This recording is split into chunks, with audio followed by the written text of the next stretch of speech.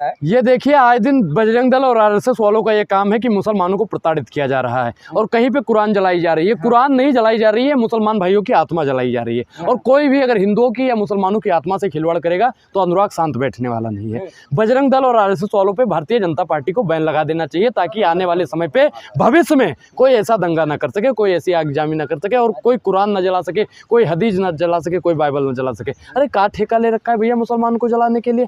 Bharatiya Janata party एक सुपारी देती है इन लोगों को। ये लोग भारतीय जनता पार्टी के इशारों पे काम करते हैं। पहले आपको याद होगा कि राष्ट्रपिता की हत्या करने वाला और कोई अलग नहीं, आरएसएस का ही बंदा तो मैं इससे तो कह रहे उल्टा टांग देंगे। तो उल्टा टांगिए ना, हम महाराज टांगिए, बिल्कुल हरियाणा वालों को उल्टा टांगिए ना।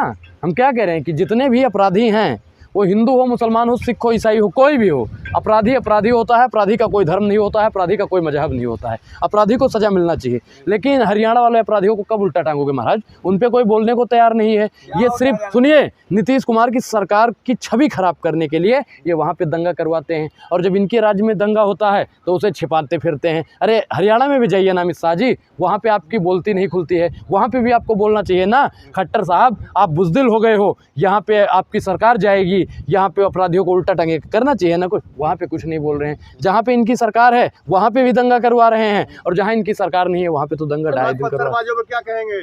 पत्थरबाज कौन होते हैं भैया? कुछ लोग ऐसे होते हैं, कुछ नहीं, हम एक किसी धर्म को टारगेट नहीं कर सकते, लेकिन एक चीज थोड़ी ना मुसलमान को नहीं, एक उनका है ना, इस्लाम उनका धर्म है। हमेशा मुसलमानों को टारगेट करने के लिए आप जैसे पत्रकारों ने ठेका ले रखा है। आप बताइए अशफाक उल्लाह खान ने कितने पत्थर फेंके थे? आप बताइए कलाम साहब ने कितने पत्थर फेंके थे? आप मुसलमानों के बारे में बताइए ना, कौन सा मुसलमान भैया ऐसा निकला? वो देश के साथ थे, वो तो पाकिस्तान के छक्के छुड़ा रहे हैं, तो देश में आतंक फैला रहे हैं ना। देश में आतंक आप जैसे लोग फैला रहे हैं जो सिर्फ और सिर्फ हिंदू मुसलमान करते हैं, सिर्फ और सिर्फ मंदिर मस्जिद करते हैं। आप वास्तविक मुद्दों पे बात नहीं करते। आप मुसलमान भाइयों का दर्द समझो ना। एक बार भी अपने चैनलों पे किसी कोई बता दो, कोई इसमें इतने पत्रकार खड़े हो जिसने मुसलमान भाई का इंटरव्यू चलाया हो कि आपके साथ मस्जिद में ऐसा हुआ है, कि कोई बता दो ना, किसी की बोलती खुल जाए, बोल दो, किसी की हिम्मत हो, किसी ने चला। कोई तैयार नहीं है, जाइए बोलने को तैयार है। आपने कोशिश कितनी बार की, बोलिए। आप भक्तों पर चलाया गया पत्थर, पेट्रोल पंप फेंका गया, बर्दाश्त नहीं करेगा हिंदुस्तान। अच्छा एक चीज बताइए, मस्जिद पे भगवा भैया कौन फहरा रहा था?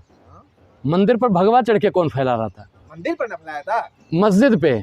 मस्जिद पे भगवा कौन फहरा रहा था बताइए पत्रकार महोदय? बिहार में जाके देख लो। अरे भैया का जरूरत थी लाइब्रेरी जला देने की? का जरूरत थी? अब कोई आज गीता को उल्टा सीधा बोल दे तो भैया हम बर्दाश्त करेंगे? नहीं करेंगे। और आज मुसलमान बदला ले रहे हैं। मुगलों ने तलवार के दम पे जो धर्म परिवर्तन करवाया था भारत में। अरे भैया मुगलों का आज तुम्हें इतिहास में पढ़ाई देता हूँ। मुगल क्या थे, एक मिनट, आज सारा इतिहास तुम्हें पढ़ाता हूँ मुगलों का। तुमने मुगलों के बारे में पढ़ाई क्या है? मुगलों का जो इतिहास था ना एनसीईआरटी में, वही वाला इतिहास पढ़ाता हूँ।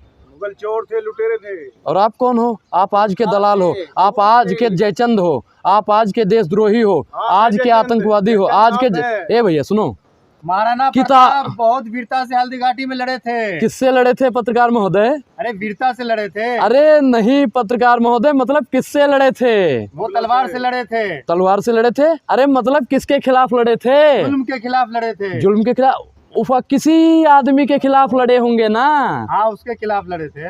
किसके खिलाफ लड़े थे? अरे उसी के। अरे उसका नाम तो बता दो महाराज। अरे सिलेबस के बाहर सवाल है, लेकिन आगरा का जो लाल किला बनवाया था तो उसका नाम क्या था सर? उसका नाम क्या था बता दो ना पत्रकार महोदय। योगी जी। योगी जी के खिलाफ मुगल लड़े थे। योगी जी के ए भैया आप कौन थे? योगी जी कौन थे महाराज? महाराज है, संत है, साधु है। अच्छा महाराज जो महाराणा प्रताप थे वो किससे लड़े थे? वीरता से लड़े थे। बोल तो दिए वीरता से लड़े थे। और वीरता उस समय कौन था? इन्होंने कहा योगी आदित्यनाथ थे। वो वीरता थे तो महाराज कैसे बन गए? अरे महाराज क्यों इजुल फुजुल? बाबा योगी जी जो हैं, मैं उन पर कोई टिप्पणी तो नहीं करना चाहता हूं, लेकिन आप लोगों ने मजबूर किया है तो बोलना पड़ेगा।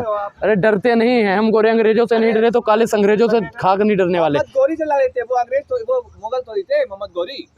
मोहम्मद गौरी मुगल नहीं थे। कौन थे? अनुराग ओझा 13 तारीख को सनातनी आ रहे हैं हिंदू राष्ट्र की मांग करने जंतर मंतर पे। देखिए बना देंगे बाप बना देंगे। देखिए जिस देश को संविधान राष्ट्र बनना चाहिए उस देश को कुछ टचपुंजिया बाबा हिंदू राष्ट्र बनाने पे तुले हुए हैं। अरे बाबा आप बताइए, हिंदू राष्ट्र बन जाएगा तो आपका भाई, हाँ आपका भाई बीड़ी फूकना बंद कर देगा। इस बात की महाराज गारंटी ले लो। तो आजादी मिल जाएगी। आजादी? देश गुलाम है क्या? देश गुलाम है? फूकने की आजादी मिल जाएगी। फूकने की आजादी? अच्छा धीरेन्द्र सुनिए, धीरेन्द्र शास्त्री क्या कह रहा है कि हिंदू राष्ट्र बनाएंगे, आप मुझे खून दो मैं तुम्हें हिंदू राष्ट्र दूंगा। तो एक चीज़ बताइए, अगर हम अपना खून दे देंगे तो आप अपने भाई का बीड़ी पीना छुड़वा दो। अगर गलत भाषा का उपयोग मत उन्होंने कहा तुम मुझे खून दो मैं तुम्हें हिंदू राष्ट्र, साथ दो, साथ कैसे देंगे भैया? साथ तो दिए हैं ना, लो जी हाथ लो, हाथ लो, हाथ लो, देखो ना हाथ में क्या है, हाथ देखना। बनवाओगे क्या तुम? मैं क्या कह रहा हूँ, इस देश में अगर संविधान में गजवा हिंद लिखा है तो बना दीजिए। अगर इस देश में दिक्कत क्यों है? दिक्कत क्या है? मुझे देखिए, सनातनी और सरकारी हिंदू में दोनों में फर्क है। क्या है फर्क? सरकारी हिंदू जो होते हैं वो भारतीय जनता पार्टी के लिए मुंह से गोबर निकालने का काम करते हैं, और जो सनातनी हिंदू है, मैंने बोला, मैंने साधु संत को बोला आप सरकारी हिंदू तो नहीं हो। ए भैया, इन्होंने साधु संतों का अपमान किया है, ऐसे पत्रकारों की 3 दवाई, जूता चप्पल और कुटाई।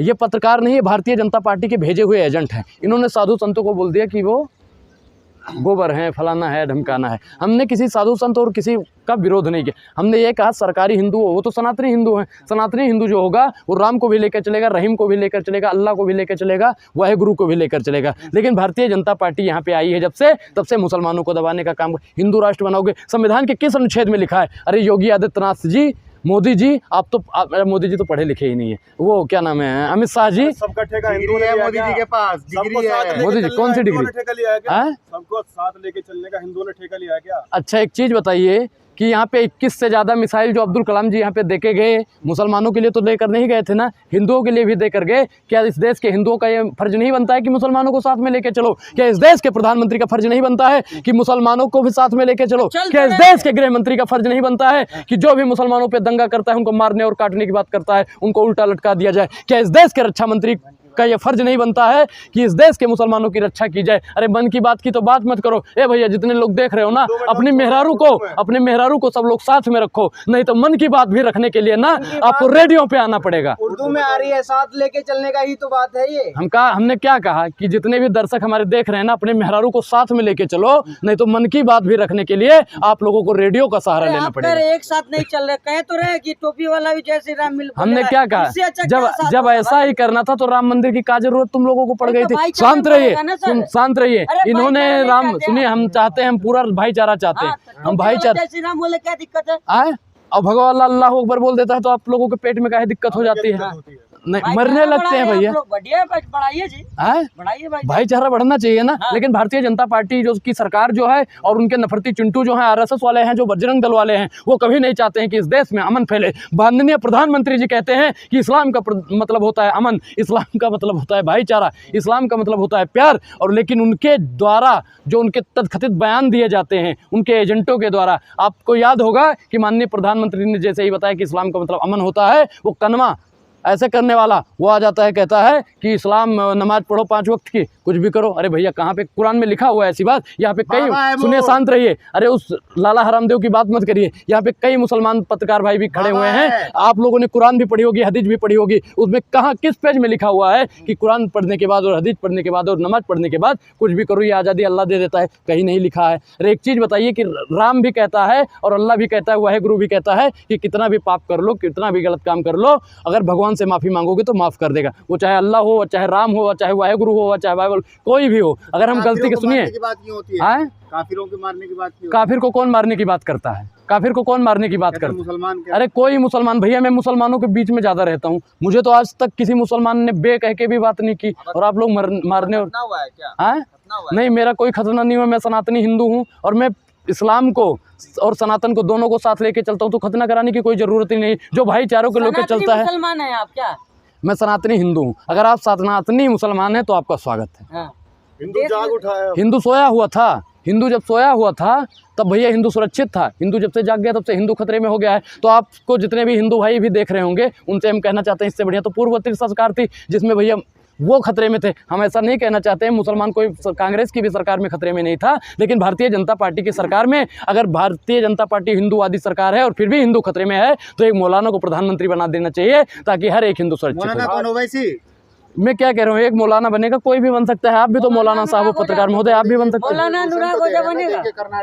मौलाना से बहुत प्रेम है, पहले नहीं मिलता था, और क्या चाहिए? देखिए, आरक्षण की आपने बात की, आरक्षण मिलना चाहिए। आरक्षण कितना सताया जाता है मुसलमानों को वो किसी को नहीं दिखता है। आप जैसे पत्रकारों को सिर्फ और सिर्फ आरक्षण दिखता है। दलित भाइयों को कितना सताया जाता है वो नहीं दिखता। आप जैसे पत्रकारों को उनका आरक्षण दिखता है। सता आप कौन रहा है ये बताइए। सताने का काम कौन करता है? भारतीय जनता पार्टी करती है। तथाकथित मुसलमान को सताने का काम कौन करता है? आरएसएस वाले और बजरंग दल वाले करते हैं।